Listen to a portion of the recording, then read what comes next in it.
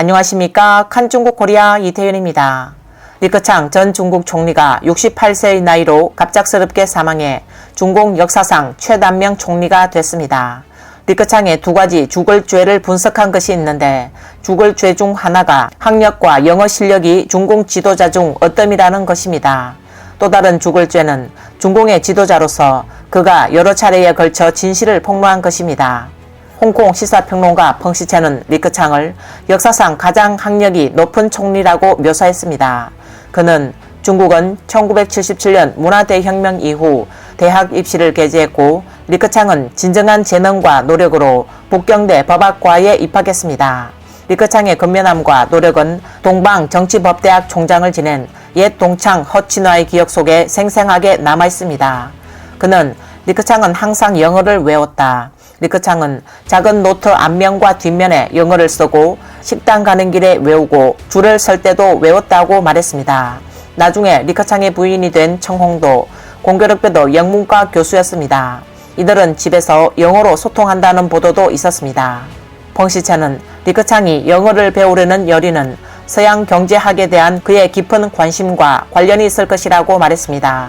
리커창은 법학과를 졸업한 후 일하면서 공부했고 마침내 북경대학교에서 경제학 박사 학위를 받았습니다. 그는 젊은 시절 리커창에게는 밀 200kg을 지고 심리 산기를 어깨도 바꾸지 않았다는 그런 전설이 없는 대신 그는 단지 열심히 공부했으며 영어를 열심히 배워 총리가 된 뒤 외국 관료들과 영어로 직접 대화할 수가 있었습니다. 그가 외국인 손님들과 담소를 나누며 웃고 있는 모습은 중국 취재진의 카메라에 많이 잡혔습니다. 이 모습을 통역 없이 벙어리가 되는 사람이 보면 어떤 심정일까? 라고 말했습니다. 홍콩 유명 시사평론가 류시랑은 홍콩 민주당 마틴 리 창당 주석이 그해 백악관을 방문해 빌 클린턴 당시 대통령을 만난 일화를 언급하기도 했습니다. 두 사람이 즐겁게 대화를 나누는 모습을 본 공산당은 긴장하며 마틴 리가 중공을 제재하기 위해 미국에 로비하는 줄 알았다라고 말했습니다. 그 후 류시랑은 마틴 리에게 대화 내용에 관해 물었습니다. 마틴 리는 회담의 30분 중 약 20에서 25분 동안 Fit for Life라는 책에 관해 이야기 나누었다. 클린턴은 내가 왜 그렇게 말하면서도 활력이 넘치는지 궁금해했다. 나는 책 내용을 인용해 붉은 고기를 먹지 말라고 말했다. 그러자 클린턴은 붉은 고기를 먹지 않으면 기운이 나지 않는다고 말했다. 나는 그에게 어떤 붉은 고기를 먹을 수 있는지 또 어떤 고기를 먹을 수 없는지 설명했다 라고 말했습니다. 류시랑은 두 사람이 즐겁게 대화하는 것을 보고 중공은 매우 불안해하며 여기저기 사람을 찾아 대화 내용을 알아보았다. 마틴 리와 클린턴이 도대체 무슨 말을 했습니까? 중공을 제재하려는 것 아닙니까? 라고 물었다는 것이다. 류시랑은 이것이 농담이 아니라 실화라고 강조했습니다.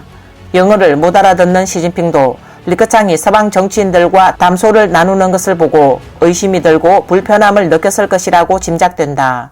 예를 들어 도널드 창 당시 홍콩 행정장관과 황화화 당시 광동성 주지사가 외국을 방문했을 때 마찬가지로 영어에 능통했던 도널드 창은 국제무대에서 물 만나 물고기처럼 당시 크리스틴 라가르드 IMF 총재와 와인을 마신 후 미국 재무장관과 흥미진진하게 웃으며 대화를 나누었다.